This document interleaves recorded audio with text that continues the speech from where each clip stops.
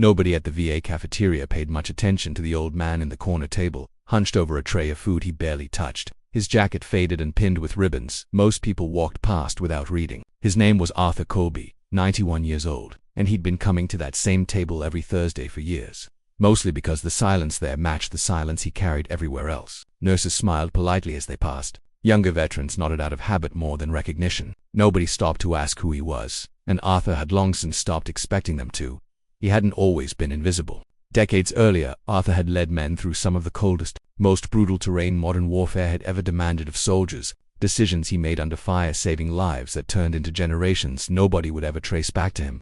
And if you've ever watched someone carry an entire chapter of history quietly, without asking for a single ounce of credit, you'll understand why what happened next hit that cafeteria the way it did. Arthur had simply outlived the era that remembered his name, and time, more than any enemy he'd ever faced, had made him someone strangers walked past without a second glance. That Thursday started no differently, until the doors at the far end of the cafeteria opened and a four-star general walked in, flanked by two aides, the kind of entrance that usually turns every head in the room out of sheer reflex. Conversations paused. Trays were set down mid-bite. The general's presence alone would have been enough to command the room, but instead of moving toward the staff waiting to greet him, he scanned the tables with quiet intensity, searching for something, or someone, that mattered more than the reception being arranged in his honor.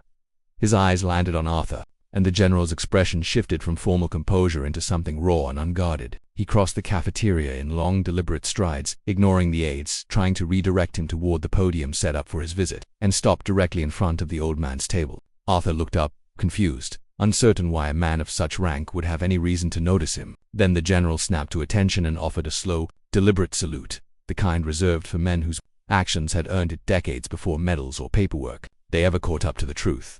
The room went silent in the particular way rooms go silent when everyone senses they're witnessing something they don't yet understand. The general lowered his hand and said, voice tight with emotion, that he wouldn't be standing there in that uniform, wouldn't have a family waiting for him at home, if a young lieutenant hadn't carried him 3 miles through frozen terrain on a night that should have ended both their lives. He said that lieutenant's name was Arthur Colby, and that he had spent 30 years hoping for the chance to say thank you properly, in front of people who needed to understand exactly who they'd been walking past every single day.